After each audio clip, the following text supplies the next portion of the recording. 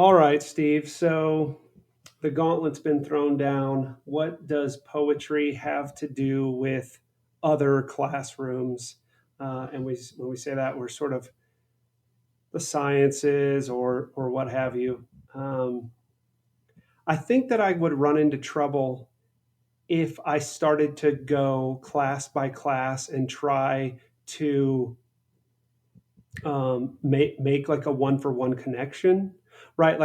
If I wanted to do something like, if I said, okay, well, poetry teaches us about math because of there has to be a balance to things and, substitution or whatever. Like, I think I would probably, I might be able to do that okay for a little bit, but I think I would run into trouble, right? Um, because I don't know that it always functions that way. But Well, I I'm, do think, I'm oh, glad you sorry. fell into my trap. Okay. All I'm, right, I'm, good. So first I'm, landmine averted. I'm glad to hear you say that because that's really how I approach it. I don't think poetry is a subject in school. Okay, it's a Right. mode of learning, Good. and any mode of learning should be, to greater or lesser degree, useful in studying any kind of truth. Hmm. And so the metaphorical or the analogical, which is really what poetry is, Exactly. the coming at it outside the box is incredibly important to Hmm. math or science or Yep. any other. We've done this to ourselves. We've chopped up truth into these little portions and then get Hmm. mad if they overlap, but they do overlap. Right.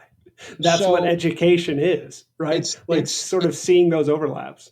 getting rid of the divisions, not Yeah. defending them. Right.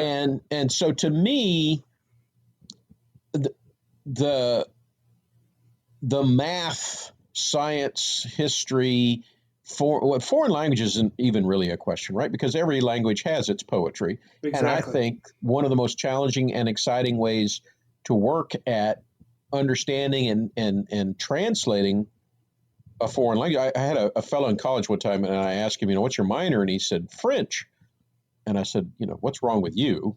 Right. Sure. And he said, man, have you ever read French poetry? And I said, well, no, I don't know French. Right. And he said, exactly. And Mm. I know what you're missing, but you don't. Yeah. And he left it at that. Sure. He didn't tell me a thing. And and so then I had to go run off and kind of sidle up to some girl at school who was a French major and Hmm. see if she could kind of hear there's something in this French poetry. She's like, "Are you trying to hit on me?" And Right. "What are you talking about?" And she says, "Well, the French are known for their romantic poetry." And then I was mad at the guy, of course, Okay. Yeah. but Sure. but but he was right Sure. He that is. Yeah. that entrance into another language's poetry is entrance into their deepest thoughts. And Right. there's no part of life that's off limits from poetry. So of Hmm. course there are poems that include a play with number or Hmm. with my students, one of their favorites is who wrote it, Wordsworth with the flea. Are you familiar with this poem where Mm, he's contemplating the fact that this flea may have bit his lover and thereby have a yeah. bit of her blood Yeah. in him, and he's impious That's right. because Yeah. he'd like to be close enough to bite his liver. And my students eat that up. But is that a text for studying science? No, but it's a great thing to bring up in invertebrate zoology, right? When you're in the study of insects and you can rattle off this little poem about a flea, Right.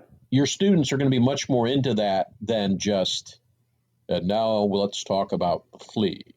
Right. So I And think not that it's sort of like we're not saying that if you read a poem about a flea or recite it would be even better. Something, a poem about a flea, all of your students are going to sort of sit up straight and instantly become totally uh, enamored with what's going on. Like that's not how poetry works. right. Um, it's as easy to ignore as it is to love.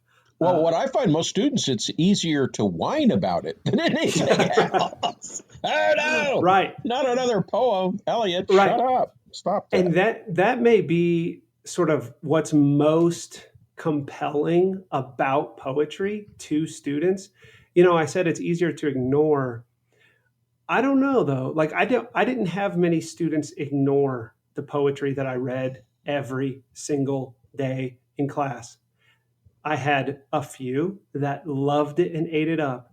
I had a few, or I had many who were like frustrated, right, and say, Why did they write it that way?" But that's the thing, right? The like you were talking about earlier with prose, it's so ABC, like linear, Yeah. that we can trick ourselves into believing that the writer did not think carefully about what he wrote. But with poetry, it's so obvious that so many decisions were made that it cannot easily be ignored.